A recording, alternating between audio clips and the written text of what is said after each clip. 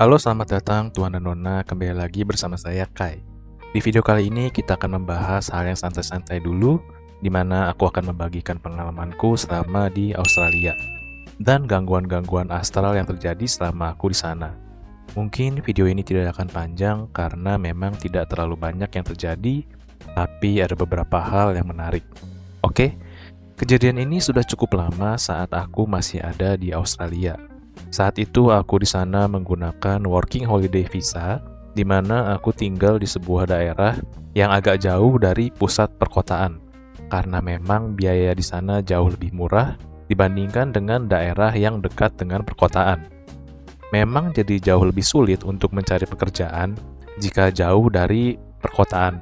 Akan tetapi untuk menghemat biaya, aku mencari tempat yang lebih murah.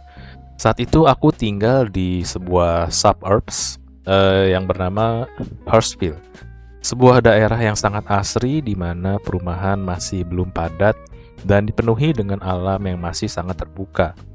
Saya tinggal di sebuah rumah kos-kosan di mana di satu rumah itu terdapat 3 kamar yang mampu menampung 9 penghuni kos dan 1 kamar yang dihuni oleh pemilik rumah selaku landlord rumah tersebut bersama dengan seluruh keluarga besar dari ibu kos tersebut. Nah, gangguan pertama itu terjadi di mana dalam satu kamarku itu ada 3 orang.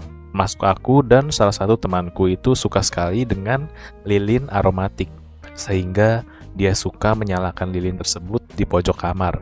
Suatu hari, di sebuah weekend di mana kami sedang sama-sama libur, aku lagi main game dan lilin itu tepat di depan aku. Saat itu, tanpa sengaja aku melihat dengan mata kepalaku sendiri, gak ada angin, gak ada apa, lilin tersebut bergeser. Lilin itu bukan lilin yang kecil ya, dan dia tuh tiba-tiba ya geser gitu aja. Waktu itu aku langsung bertanya ke teman aku itu. Jadi saat itu aku baru tinggal selama beberapa bulan, sekitar 2 bulan ya di Australia itu, tapi teman kosan aku tuh udah 2 tahun ngekos di situ. Aku tanya sama temanku itu, "Lu lihat gak? Anjir, tuh lilin tuh geser sendiri." Dan temanku bilang ke aku, "Wah, Bang, selama 2 tahun gua tinggal di sini tuh itu udah biasa banget, Bang. Udah biasa, udah sering terjadi lah." Nah, gua kan suka banget ya sama yang gaib-gaib gitu kan. Seperti yang pernah kalian tonton, gua pernah coba macem-macem dari diem sendirian di WC yang angker, yang gelap di tengah hutan gitu kan. Gua diem di tengah kuburan, tapi nggak ada satupun gangguan-gangguan mistis di situ. Dan saat akhirnya ada yang kayak begini tuh ya, akhirnya gua tertarik dong. Tapi sayangnya gue sedikit kecewa, jadi gue ngomong dalam hati, "Ah, kalian cuma bisa gini doang, geser-geser lilin aja kok bangga?" Gitu kan. Nah, malamnya tuh ada kejadian yang menarik. Saat kami bertiga sedang tidur, sekitar jam 3 pagi, jadi tuh di kamar gue kan ada 3 orang ya. Kamar pintu kami itu kan selalu kami kunci, supaya biar nggak ada yang macem-macem kan. Tiba-tiba pintu kamar tersebut tuh kayak ada yang nendang, dan akhirnya kebuka dengan sangat kenceng. Saat itu kami bertiga di kamar itu dan tentunya pasti kami kaget kan. Jadi nggak bisa dibilang halu lah karena ada saksinya. Dan dialami sama semua orang yang ada di kamar itu.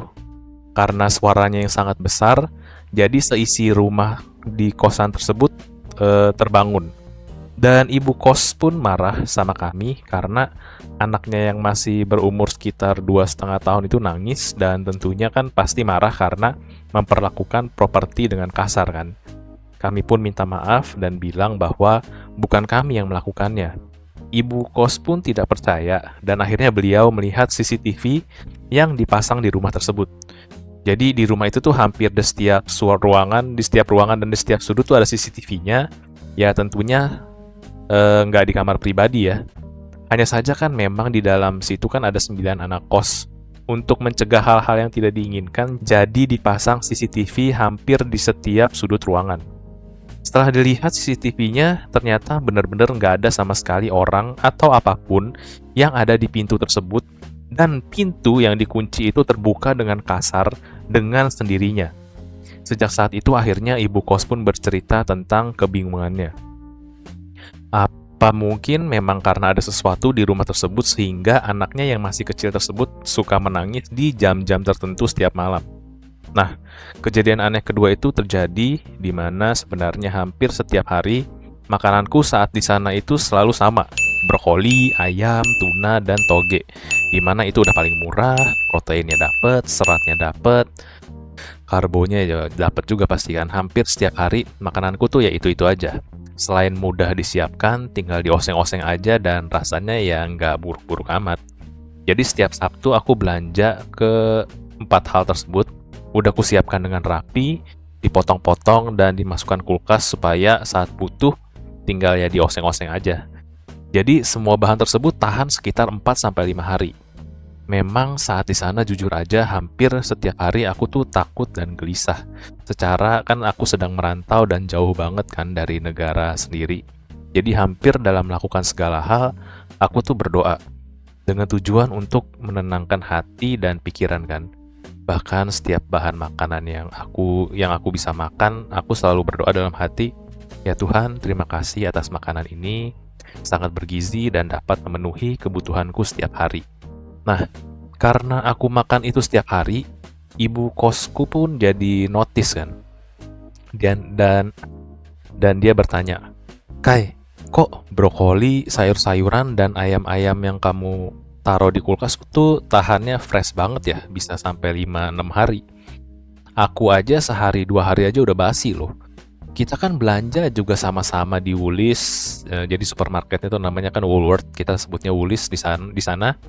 Dan ibu kos bilang, kita kan belinya di hari yang sama, di supermarket yang sama. Kamu tuh cara nyimpennya gimana?" Ya, aku jujur bingung dong.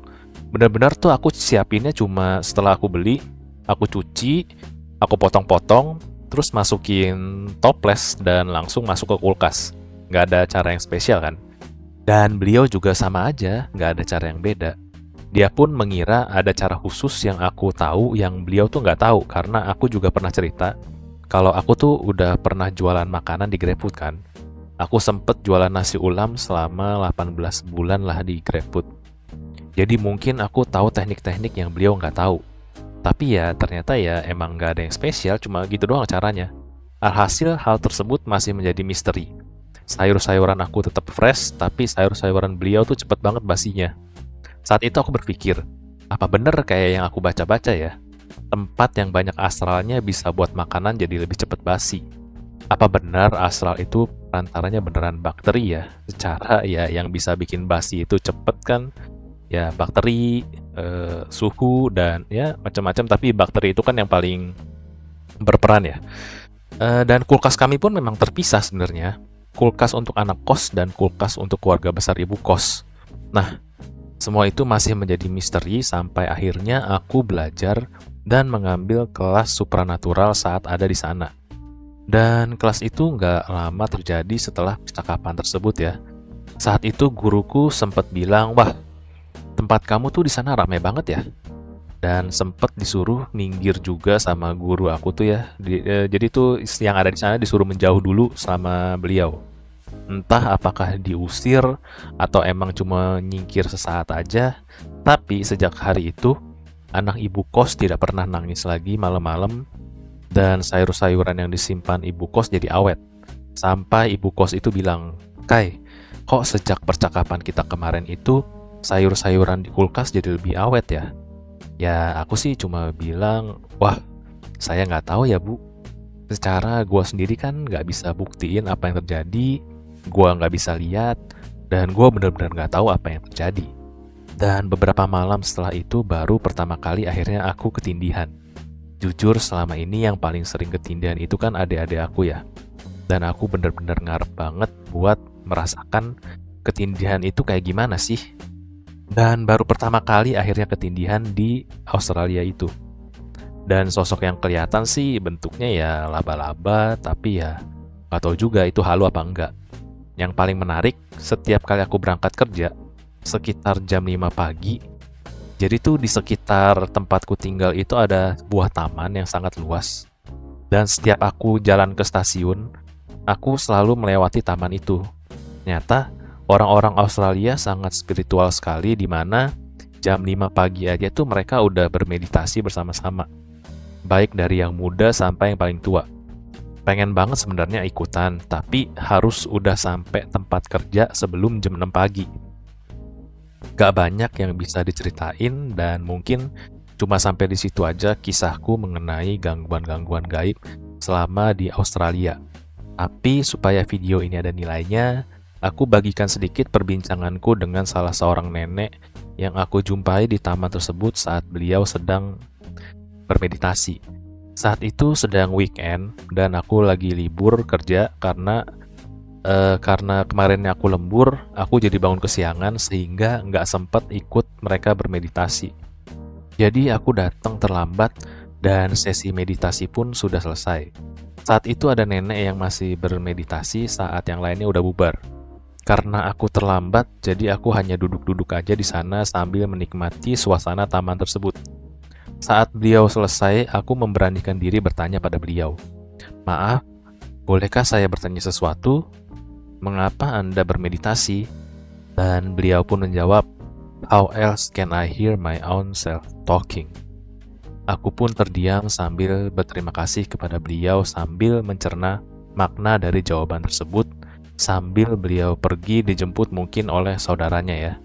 Kalau di bahasa Indonesiain mungkin bagaimana lagi aku bisa mendengar diriku sendiri berbicara. Lumayan dalam. Mungkin ada sebagian dari kalian yang butuh saran tersebut.